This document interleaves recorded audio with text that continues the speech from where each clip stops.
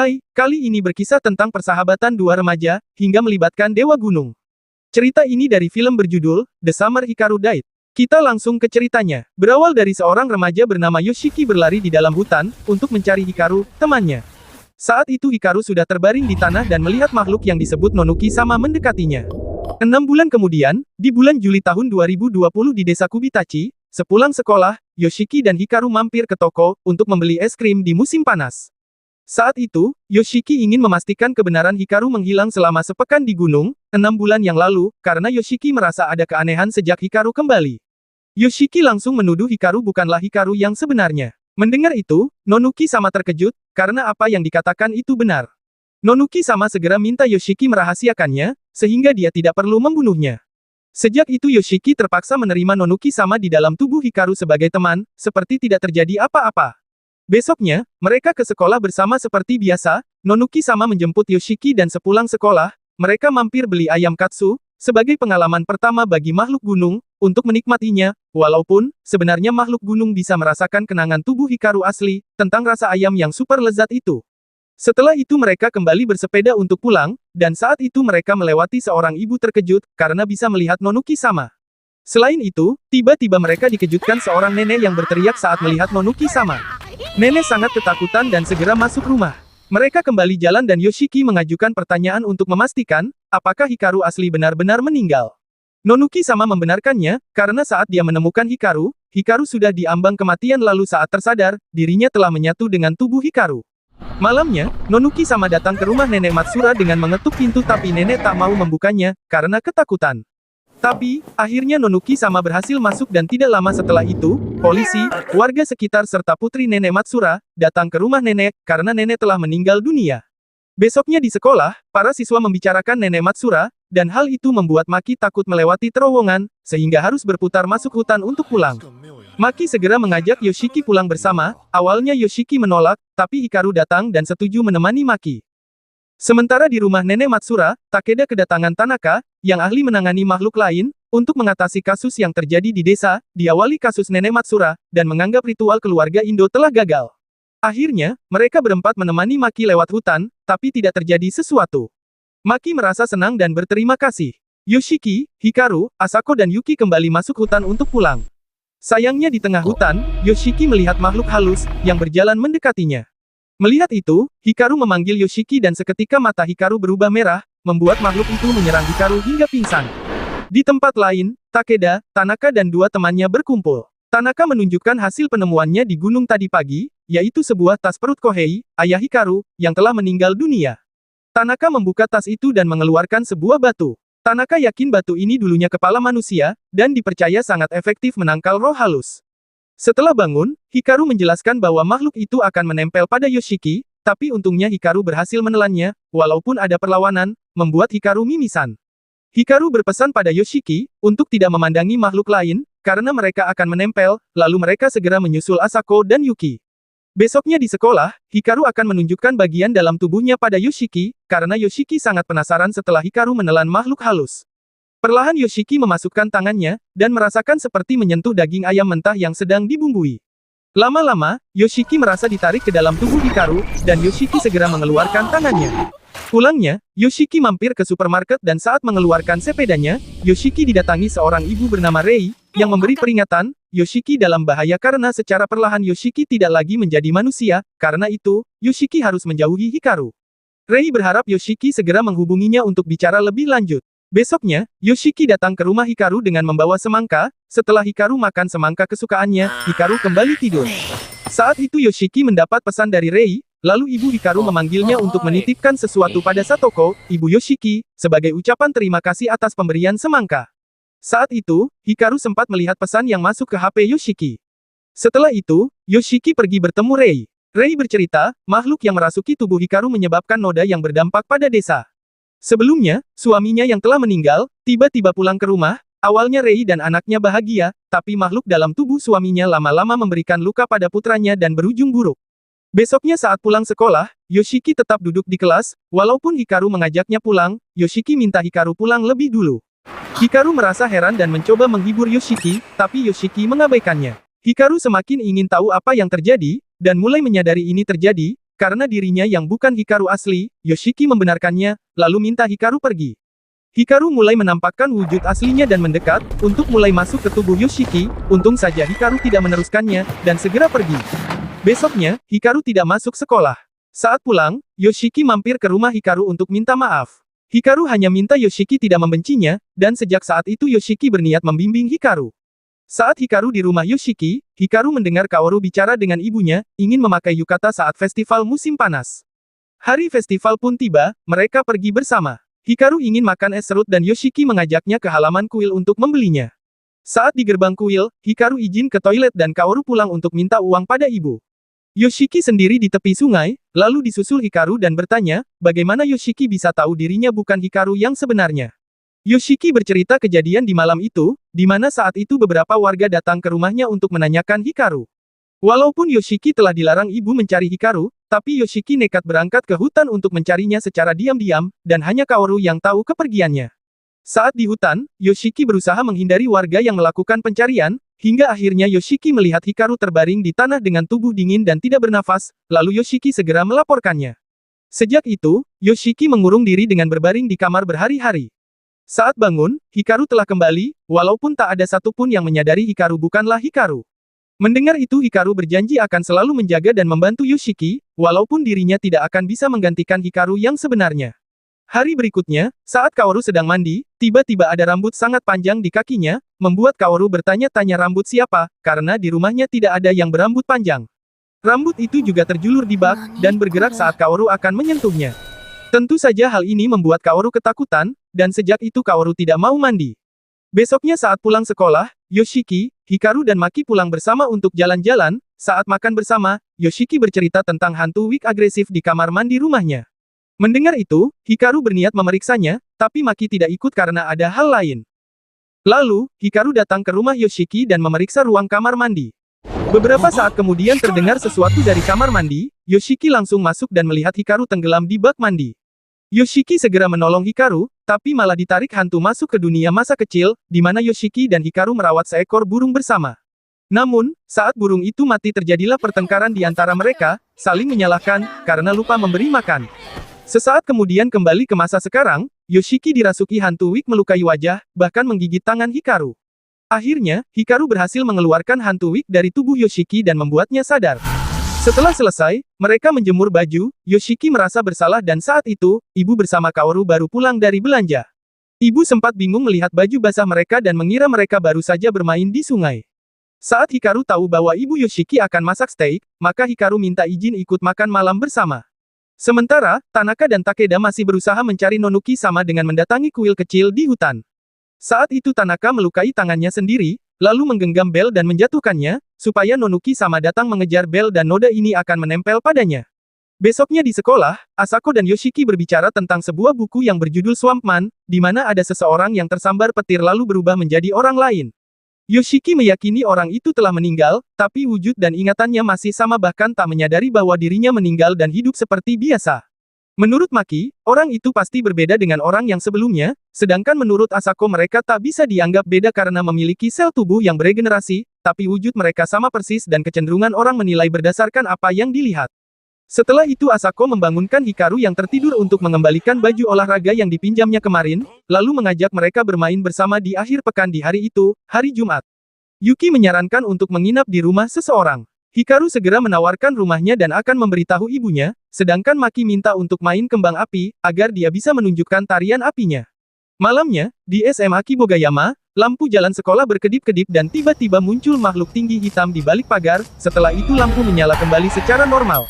Sedangkan di rumah Hikaru, mereka berempat telah berkumpul. Saat berkumpul Hikaru minta Yoshiki mengambilkan papan permainan di kamarnya. Saat masuk kamar, Yoshiki masih saja teringat Hikaru asli sedang tersenyum, lalu tak sengaja Yoshiki menjatuhkan topi milik ayah Hikaru dan Yoshiki teringat di malam festival, waktu itu Yoshiki bersama ayah dan ayah berpesan tidak pergi ke gunung, agar tidak diculik. Tidak lama, Hikaru dan ayahnya datang, lalu Hikaru mengajak lihat kembang api. Kembali ke masa sekarang di kamar Hikaru, Yoshiki menemukan sebuah kertas bertuliskan Ichi, dan langsung memasukkan ke dalam sakunya. Malam pun tiba, mereka segera keluar bermain kembang api dan Maki menunjukkan tarian kembang apinya. Lalu Maki melihat sebuah ruangan, yang ternyata ruangan itu adalah kuil keluarga Indo dari masa kakeknya. Tidak sengaja, Maki membuat kembang api Yuki padam, sehingga Yuki marah. Maki segera memberikan kembang apinya, tapi sayangnya, korek api pun habis, maka Hikaru akan membelinya di warung terdekat. Mendengar itu, Asako ikut bersama Hikaru. Tidak lama setelah mereka pergi, Yoshiki pergi menyusul. Saat Hikaru dan Asako berjalan berdua, Asako bertanya tentang hilangnya Hikaru di gunung, namun Hikaru menjawab sambil lalu, tiba-tiba Asako bertanya siapa kamu sebenarnya. Hal itu membuat Hikaru melihat ke arahnya dengan mata merah. Muncul sekilas cerita tentang Asako di masa kecil, saat bersama nenek. Saat itu Asako mendengar suara dan bertanya pada nenek, namun nenek memberitahu bahwa keluarga mereka peka terhadap dunia roh orang mati yang merupakan siklus hidup, mati dan lahir kembali.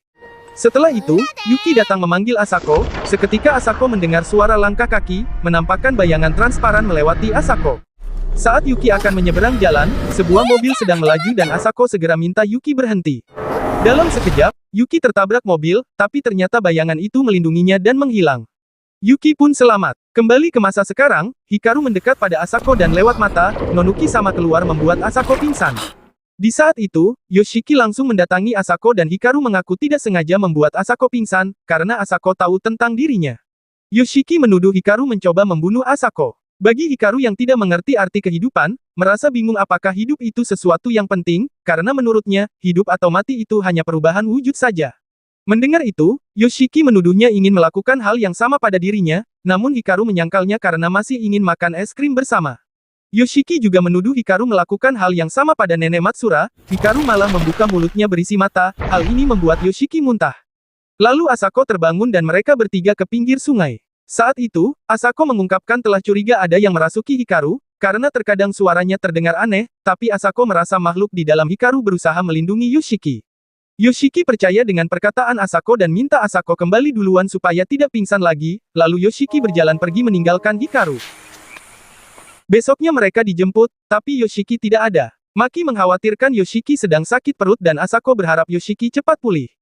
Setelah itu Hikaru mengurung diri di kamar memikirkan tentang arti kematian dan tidak ingin Yoshiki mati. Di hari Senin, Hikaru akan berangkat sekolah dan saat membuka pintu ternyata Yoshiki sudah di depan pintu mengajaknya berangkat bersama. Dalam perjalanan, tiba-tiba Yoshiki mengajak Hikaru bolos sekolah padahal di hari itu ada pelaksanaan lomba paduan suara. Lalu mereka naik kereta dan Hikaru masih penasaran apakah Yoshiki masih marah padanya karena kejadian kemarin malam pada Asako. Yoshiki menyatakan dirinya tidak marah dan juga yakin Pak Hara tidak akan terlalu marah, karena riwayat kehadiran mereka bagus selama ini. Setelah turun dari kereta, Yoshiki mengajak Hikaru nonton bioskop, dengan judul Kekuatan Persahabatan. Sedangkan di sekolah, teman-teman sekelas mereka akan menghadapi lomba dan Maki merencanakan akan menambahkan gerakan, serta melakukan rap sebagai selingan. Namun Yuki dan Asako tidak setuju akan hal itu, dan merasa heran tidak melihat kehadiran Yoshiki dan Hikaru. Maki menduga Yoshiki masih sakit perut, atau mereka berdua sedang bolos sekolah. Setelah mereka melihat penampilan kelas lain, tibalah giliran kelas mereka naik ke atas panggung. Maki masih tidak melihat kehadiran Yoshiki dan Hikaru, maka Yuki berniat akan mengirimkan video pertunjukan kelas. Selesai nonton, Yoshiki main mesin capit dan hadiah yang didapatkan diberikan pada Hikaru. Saking senangnya, Hikaru berjanji akan menyimpannya baik-baik. Setelah itu Yoshiki menelepon ibunya menanyakan kabarnya dan titip salam untuk ayah, tetap sehat selalu. Saat itu ibu curiga Yoshiki sedang bolos sekolah. Yoshiki dan Hikaru berjalan di tepi sungai, lalu Hikaru bertanya apakah sungai akan berakhir di laut. Yoshiki menjawab, mungkin itu terjadi dan bertanya apa Hikaru ingin ke laut. Hikaru ingin ke sana karena menurut kenangan Hikaru asli, mereka ke sana saat musim dingin. Selain itu Hikaru sudah bosan dengan gunung dan juga ingin berenang menangkap hiu dengan memberikan Yoshiki sebagai umpan. Lalu Yoshiki mengajak Hikaru ke pantai lain waktu. Setelah itu mereka pergi ke rumah Yoshiki dan mereka masuk kamar. Saat itu Yoshiki mendapat kiriman video paduan suara kelas dan mereka berdua nonton bersama. Tiba-tiba Yoshiki mengambil sesuatu dari tasnya dan segera menancapkan ke tubuh Hikaru. Yoshiki telah menduga bahwa Hikaru tidak bisa mati, lalu Yoshiki minta maaf karena merasa yakin bisa mengajarinya berubah. Seharian ini Yoshiki mengajak jalan bersama untuk menciptakan kenangan terakhir yang menyenangkan bagi Hikaru. Yoshiki yang gagal membuat Hikaru mati, minta Hikaru mengakhiri hidup Yoshiki. Mendengar itu, Hikaru merasa bingung dan ragu melakukannya. Akhirnya Hikaru memasukkan tangannya sendiri ke tubuhnya dan mencabut bagian dari dirinya, lalu diberikan pada Yoshiki. Hikaru melakukannya karena tidak bisa memahami nilai sebuah nyawa sehingga dengan memperkecil dirinya maka membunuh manusia jadi tidak mudah lagi. Hikaru merasa tidak mau membunuh Yoshiki, karena Yoshiki telah menerimanya apa adanya dan hal ini pertama kalinya Hikaru merasa dibutuhkan. Karena itu, Yoshiki mengajak Hikaru mencari tahu makhluk apa sebenarnya di dalam tubuhnya. Berikutnya, di rumah Hikaru, Hikaru menemukan sebuah tulisan Nonuki sama, tapi tidak tahu apakah dirinya adalah Nonuki sama seperti yang diucapkan Nenek Matsura. Saat kakeknya datang, Hikaru segera menanyakannya. Kakek tidak menjawab, malah bertanya kemana Hichi-san, yang sudah tidak ada di kuil keluarga Indo, karena harus dikembalikan ke gunung. Mendengar itu Hikaru tidak tahu siapa yang dibicarakan kakek, tapi tidak lama kakek pun tertidur. Besok di sekolah, di ruang loker, Yoshiki bertemu Asako. Saat itu Asako menanyakan keadaan Yoshiki dan mengaku setelah malam itu, telinga kanan Asako jadi sulit mendengar bahkan dokter juga tidak tahu mengapa. Beberapa saat kemudian Hikaru datang, Yoshiki segera memberitahu tentang telinga Asako. Hikaru menjawab dengan santai kemungkinan dia sedikit menepuknya, sehingga Asako beruntung hanya telinganya saja yang bermasalah. Kelas pun dimulai dan Yoshiki masih memikirkan tentang kutukan desa, yang mungkin bisa menjelaskan identitas Hikaru, dan mengingat ada sebuah peta di perpustakaan. Saat itu Yoshiki melihat keluar jendela ada seseorang melambai padanya, Yoshiki mulai takut dan berusaha tidak melihatnya, tapi Hikaru menepuknya dan memberitahu bahwa itu manusia, dan tidak diduga orang itu mengakhiri hidupnya sendiri. Asako memberitahu bahwa orang itu telah dirasuki makhluk mengerikan, seperti halnya yang dialami Maki tiba-tiba kakak kelas di klub bisbol ngamuk tanpa alasan dan melukai Maki.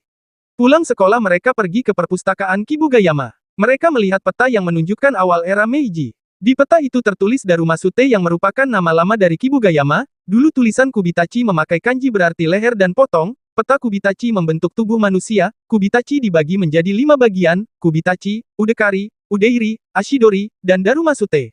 Pada awal zaman modern, Udeiri menyatu dengan Darumasute di pertengahan era Meiji. Banyak warga desa yang tewas akibat kelaparan dan wabah. Tiba-tiba petugas perpustakaan datang memberitahu mereka supaya tidak berisik. Hikaru minta maaf dan Yoshiki menjelaskan mau meneliti desa mereka sebagai tugas sekolah. Petugas itu memberitahu, dirinya juga berasal dari Kubitachi dan beberapa waktu lalu ibunya baru saja meninggal dunia. Hikaru membaca nama petugas, Matsura, dan ternyata dia adalah putri dari Nenek Matsura, lalu Hikaru bertanya tentang Nonuki sama. Petugas bercerita, saat ibunya kecil pernah menyelinap ke hutan dan melihat sesuatu yang mengerikan sehingga melarangnya mendekati gunung karena Nonuki sama tinggal di sana, yang sebenarnya lebih mirip dengan dewa yang akan memberkati jika diberi persembahan khusus, namun hal itu sudah tidak lagi dilakukan di zaman saat ini. Di zaman itu, banyak warga desa tewas kelaparan dan Nonuki sama menjadi dewa terkutuk. Nenek Matsura menjadi berubah sejak anaknya yang kecil menghilang di gunung, dan hal itu membuat seluruh desa gempar. Itu sebabnya dia dilarang pergi ke gunung. Petugas menyarankan mereka bertemu dengan ayah Takeda karena satu generasi dengan Nenek Matsura. Setelah itu mereka pulang. Di rumah Takeda, Tanaka datang memberikan jimat untuk ayah Takeda. Setelah itu dalam perjalanan pulang, Tanaka berpapasan dengan Yoshiki yang berjalan menuju rumah Hikaru untuk memberikan lembaran sekolah. Saat itu hamster Tanaka beraksi sehingga Tanaka berhenti dan menyapa Yoshiki dengan pura-pura bertanya tentang souvenir lokal. Yoshiki memberitahu tentang jamur shiitake. Mendengar itu, sepertinya Tanaka tidak suka jamur dan memperkenalkan dirinya sebagai etnolog yang sedang mempelajari desa ini. Yoshiki juga memperkenalkan diri dan Yoshiki tertarik dengan hamster Tanaka. Tanaka memberitahu bahwa hamster itu adalah rekannya yang sudah 12 tahun bersama. Yoshiki tidak percaya hamster bisa hidup lebih dari 2 atau 3 tahun. Tanaka menjelaskan bahwa ini adalah hamster spesial, karena dia hamster hantu. Lalu Yoshiki mengembalikannya dan mereka berpisah. Dalam hati, Tanaka curiga pada Yoshiki karena sepertinya Yoshiki terikat kuat pada makhluk lain. Besoknya, Yoshiki dan Hikaru berada di kafe, karena mereka berencana akan ke rumah Takeda. Di sana Yoshiki memikirkan pertanyaan-pertanyaan yang akan diajukan. Saat itu Hikaru menanyakan bagian dirinya pada Yoshiki dan berpesan agar benda itu tidak rusak, karena jika rusak maka Hikaru akan celaka. Tiba-tiba suasana di kafe itu terasa sepi dan di belakang Hikaru ada makhluk lain. Lalu, saat Yoshiki melihat ke bawah meja muncullah sebuah kepala. Hikaru minta Yoshiki mendekat ke dirinya tapi Hikaru gagal melawannya. Yoshiki segera mengajak Hikaru keluar, tapi pintu terkunci, ternyata mereka masih dikejar, sedangkan Hikaru pingsan, sementara makhluk itu mulai mendekati Yoshiki. Saat Yoshiki membuka mata, Rei telah berdiri di depan mereka memberitahu sudah aman. Setelah itu Rei mengajak ke rumahnya dan Yoshiki berterima kasih telah menyelamatkannya. Rei menjelaskan hantu tadi adalah kutukan yang telah makan noda tua, artinya dunia roh sudah lebih dekat, hanya dibatasi sebuah pembatas tipis, maka terjadi retakan yang menyebabkan roh orang mati datang lewat retakan itu. Rei telah mengirim roh itu dan menutup retakan, sedangkan Hikaru bagaikan sebuah magnet kuat yang menarik banyak noda. Tidak lama, Hikaru bangun dan Rei memberikan kue, agar Hikaru lebih tenang. Setelah itu Rei bercerita tentang suaminya yang pernah bangkit, seperti Hikaru. Malam itu, seperti hari-hari sebelumnya, Iori, anaknya selalu bermain bersama ayahnya dan malam itu Iori menjadi korban membuat Rei merasa bersalah, karena seharusnya dia sadar sejak awal bahwa suaminya itu hanya noda. Rei merasa Hikaru adalah makhluk misterius yang bisa melampaui siklus kehidupan dan menurut Rei semakin banyak noda maka banyak juga orang akan mati. Mendengar itu, Yoshiki memutuskan akan selalu bersama Hikaru dan tidak akan tinggal diam membiarkan orang mati. Rei pun memutuskan untuk memikirkan rencana bersama. Lalu Yoshiki dan Hikaru pulang, Rei memberi pesan pada Hikaru, jangan sampai Yoshiki lebih tercampur noda karena Yoshiki bisa tidak kembali ke dunia manusia lagi. Mereka mampir ke toko, dan di sana Yoshiki minta Hikaru pulang lebih dulu, karena dia harus ke tempat lain. Ternyata Yoshiki ke makam Hikaru asli memberikan kue manju Shitake, dan berjanji tidak akan melupakannya. Diam-diam Hikaru mengikutinya, bertanya tentang Hikaru asli. Yoshiki menjelaskan bahwa Hikaru asli bisa membaca suasana seperti orang dewasa, tapi sulit dipahami. Yoshiki berkata dalam hati akan mencarikan tempat khusus bagi Hikaru, supaya tidak bisa membunuh manusia. Lalu mereka ke rumah Hikaru membahas tentang Nonuki-sama, yaitu dewa pengabul permohonan jika diberi imbalan, tapi setelah terjadi peristiwa banyaknya warga desa yang tewas kelaparan, maka Nonuki-sama dianggap dewa terkutuk dan berhenti turun dari gunung. Menurut kakek Hikaru, secara turun-temurun pria dari keluarga Indo menggunakan Hichi-san untuk melakukan ritual di gunung.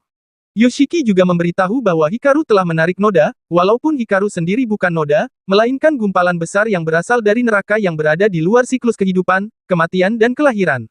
Jika mempelajarinya, maka akan memahami alasan Hikaru menarik noda dan cara menyingkirkan noda, sehingga noda itu akan berhenti mengganggu desa. Lalu mereka ke rumah Takeda, seorang ibu sebagai menantu kakek, keluar menemui mereka dan menanyakan alasan mereka datang. Yoshiki mengaku akan melakukan wawancara untuk tugas sekolah, sesuai dengan anjuran Rei. Mendengar nama itu, maka mereka diperbolehkan masuk. Saat bertemu, kakek ingin mereka segera memanggil Rei datang, karena kakek merasa gilirannya dibunuh telah datang. Kakek menyalahkan keluarga Indo yang telah melakukan perbuatan hina, dan selama bertahun-tahun pria dari keluarga Indo mendaki gunung untuk minta maaf. Peristiwa bencana kelaparan, merupakan kutukan karena permintaan hina keluarga Indo, sehingga Dewa Gunung murka. Saat Hikaru bertanya apa yang telah diperbuat keluarga Indo, kakek menjadi marah hingga melempar mangkok, lalu kakek dirasuki dan mengeluarkan pedang untuk menyerang Hikaru. Di saat itu Tanaka datang menghentikan kakek dan merebut pedangnya, tapi tak disangka Tanaka menggunakan pedang itu pada Hikaru, membuat Yoshiki syok melihatnya. Nonuki-sama keluar dari tubuh Hikaru dan Yoshiki segera menyatukan kembali ke badan, dalam beberapa waktu usaha Yoshiki berhasil. Saat terbangun Yoshiki berada di rumah sakit Kibogayama ditemani ibu. Ibu bertanya, apakah kakek menyerang mereka? Di situ Yoshiki tidak mau melibatkan polisi.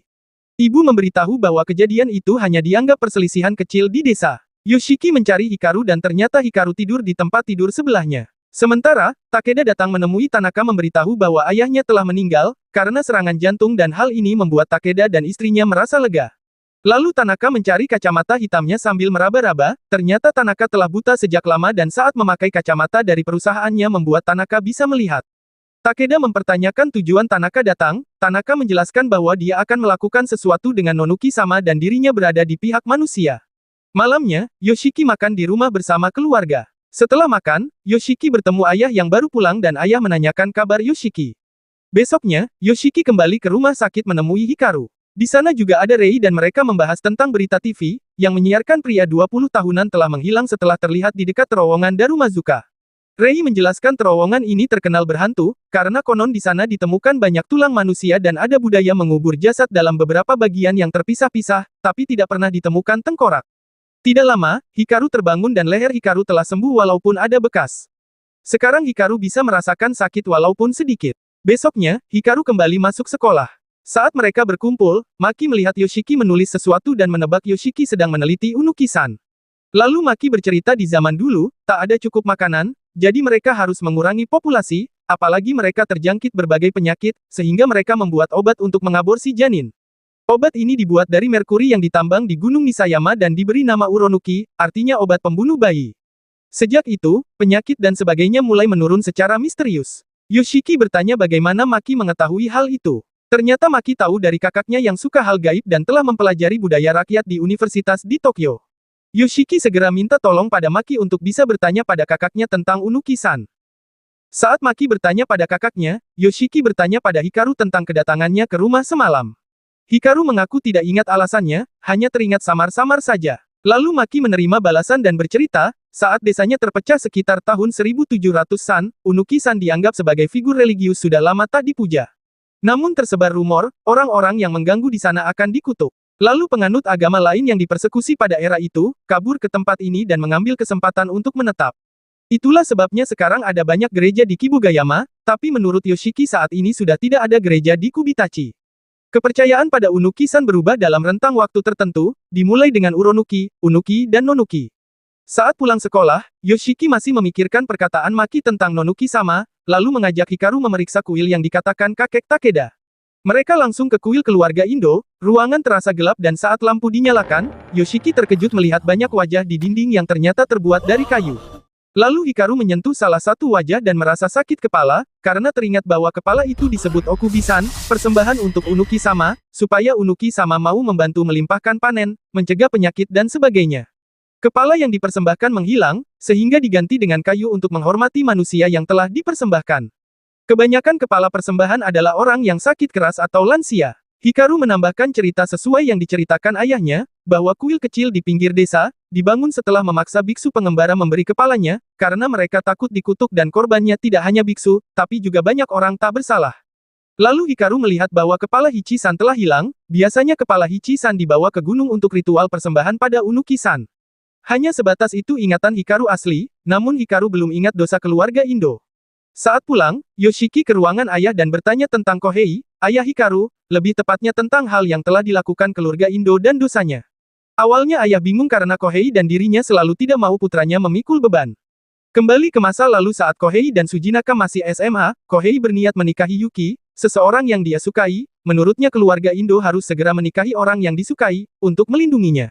Karena Sujinaka bingung, maka Kohei bercerita, dulu ada kepala keluarga Indo yang istrinya meninggal karena sakit, dan menjadi Okubi-sama. Lalu dia naik gunung untuk mempersembahkan kepala istrinya dan minta istrinya dibangkitkan kembali, serta berjanji membawa kepala siapa saja asal bukan dari keluarga Indo. Setelah itu, istrinya hidup lagi, walaupun hanya kepala tapi pada hari yang sama, sepertiga warga desa di luar keluarga Indo mati misterius dengan beragam cara, dan semuanya kehilangan kepala. Malamnya, si istri kembali meninggal dan kematian misterius warga berhenti disertai terjadinya gagal panen dan timbul penyakit.